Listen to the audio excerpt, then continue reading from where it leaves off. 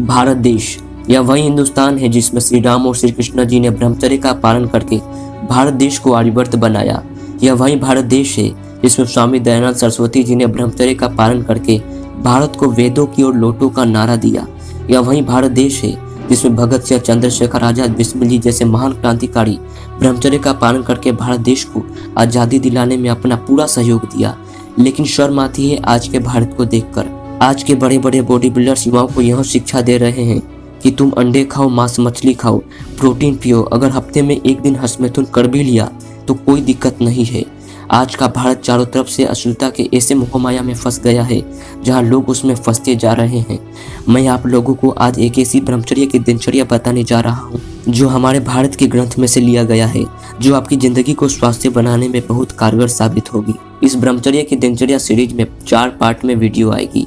समय का दुरुपयोग न करते हुए वीडियो को आगे बढ़ाते हैं और जानते हैं हमारी ब्रह्मचर्य में क्या दिनचर्या होनी चाहिए। भारत देश की प्राचीन ग्रंथ में सबसे पहले नंबर पे है प्रातःकाल उठकर ईश्वर से प्रार्थना करना। सबसे पहले हर मनुष्य को प्रातःकाल 4 बजे उठकर पिता परमेश्वर परमात्मा जी से यह प्रार्थना करनी चाहिए कि हे ईश्वर, मैं अपने जीवन के लक्ष्यों में कामयाब हूँ, मुझे शक्ति दीजिए। उसके बाद धरती माता के ऊपर पैर रखने से पहले आप धरती माता को नमन करेंगे कि हे धरती माता, मैं आप पर पैर रखकर अपनी दिनचर्या को आगे बढ़ाऊंगा, मुझे शक्ति प्रदान कीजिए। उसके बाद आपको ऊषापान करना है, अर्थात आपको पानी पीना है। आप अपनी काबिलियत के हिसाब से 1 से 2 गिलास पानी पिए, जितना आप पी पाए। आपको अधिक पानी बिल्कुल भी नहीं पीना है, क्योंकि पानी पीने के बाद आपको व्यायाम भी करना होगा। अगर आप वातावरण के अनुसार स्वस्थ रहना चाहते हैं तो हमारे स्वर्गीय राजे दीक्षित जी ने पानी पीने का नियम कुछ इस प्रकार बताया है। ग्रीष्म ऋतु में अर्थात होली से बारिश की पहली बूंद तक मिट्टी की बर्तन में रखा पानी पीना चाहिए। इसके बाद बारिश शुरू होने से लेकर बारिश की अंतिम बूंद तक तांबे के पात्र में रखा पानी पीना चाहिए। उसके बाद बारिश खत्म होने से लेकर होली के दिन तक सोने के बर्तन में रखा पानी पीना चाहिए। अगर सोने का बर्तन नहीं है तो मिट्टी की हांडी में कोई भी सोने की वस्तु को डाल दो, जैसे कि सोने की चेन, सोने की अंगूठी। इसके बाद मुंह को पानी से भर लेना है और आंखों में पानी के छांटे मारना है। ऊषापान कर लेने के बाद आपको प्री वर्कआउट मील लेना है, अर्थात अब आपको व्यायाम से पहले कुछ खा लेना है। प्री वर्कआउट मील में आप 1 से 2 आलू को उबाल लेंगे, अर्थात बॉईल कर लेंगे। जब आलू थोड़ा ठंडा हो जाए तब उसमें थोड़ा दही को मिक्स कर लेना है। आपको अंडे, मांस, मछली, प्रोटीन पाउडर का बिल्कुल भी उपयोग नहीं करना है। यह बात गांठ बांधकर अपने दिमाग में घुसा लीजिए, क्योंकि यह तामसिक प्रवृत्ति की होती है और यह चीज़ें हमें नपुंसक बनाती है। व्यायाम से पहले आप सरसों के तेल की मालिश पूरे शरीर को कर लेंगे, ताकि पूरा शरीर लचीला और ताजगी से भर जाए। ब्रह्मचर्य में सरसों का तेल की मालिश करना बहुत ही लाभदायक सिद्ध होता है। तेल की मालिश कर लेने के बाद आपको जो एक्सरसाइज बताने जा रहा हूँ उसे अनिवार्य रूप से करना है। मैं जो भी आपको एक्सरसाइज बताऊंगा यह आज के बॉडी बिल्डर्स की नहीं है, बल्कि हनुमान जी, प्रोफेसर राममूर्ति जी, दारा सिंह जी की प्रचलित योगाभ्यास ही बताऊंगा। व्यायाम से पहले आप थोड़ा सूक्ष्म व्यायाम कर लें, ताकि शरीर थोड़ा गर्म तथा लचीला हो जाए। व्यायाम करते समय आप लंगोट का अवश्य उपयोग करें।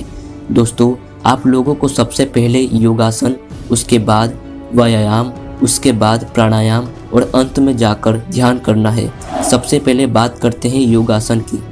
योगासन में सबसे बेहतरीन आसन है शीर्षासन, सर्वांगासन और ब्रह्मचर्य आसन। सबसे पहले शीर्षासन का अभ्यास करेंगे।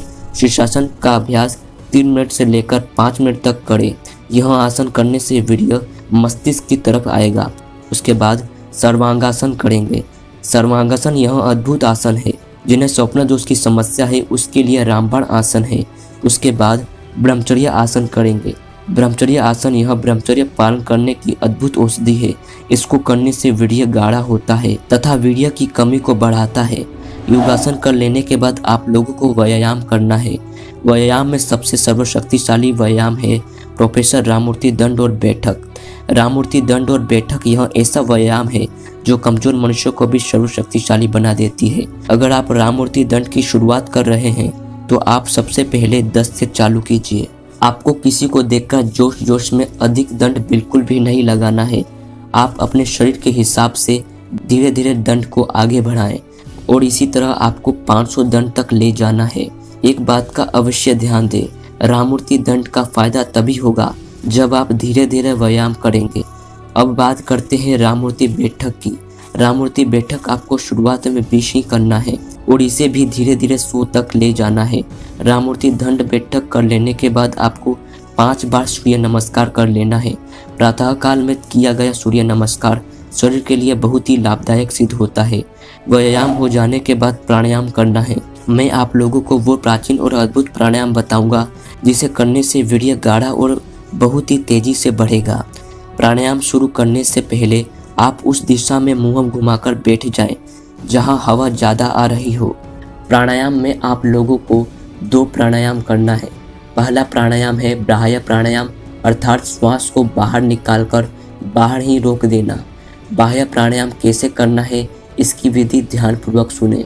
सबसे पहले आपको धीरे धीरे श्वास अंदर की ओर लेना है। यहाँ पर श्वास को अंदर रोकना नहीं है, उसे तुरंत ही बाहर निकाल देना है और बाहर ही रोक कर रखना है। आप जितने देर बाहर रोक सकते हो उतनी देर तक श्वास को बाहर रोक कर रखना है। जब आपको बेचैनी होने लगे तब धीरे धीरे श्वास को अंदर लेना है। यहाँ पर आपको अंदर रोक कर रखना नहीं है, उसे फिर से तुरंत बाहर निकाल देना है। यहाँ पर आपके 2 बार प्राणायाम पूरे हो जाते हैं। इसी तरह आपको कम से कम 5 बार प्राणायाम करना है और अधिक से अधिक 21 बार तक ले जाना है। उसके बाद अभ्यंतर प्राणायाम करना है। अभ्यंतर प्राणायाम करने के लिए सबसे पहले श्वास को अंदर लेना है तथा मूल इंद्रियों को ऊपर की ओर खींचना है। यहाँ पर मैं बता दूं, गुदा अर्थात मलद्वार और पेट को अंदर की ओर करना है, फिर वेग से तुरंत श्वास को बाहर छोड़ देना है। यह भी आपको कम से कम 5 बार और अधिक से अधिक 21 बार तक ले जाना है। दोस्तों, आप लोग इस वीडियो में यहाँ तक पहुँच गए, अर्थात आपको अखंड ब्रह्मचारी बनने से कोई भी रोक नहीं सकता। जब आप यह दोनों प्राणायाम कर लेते हैं तब आखिरी में आपको ध्यान लगाना है। अब जानते हैं ध्यान लगाने की विधि।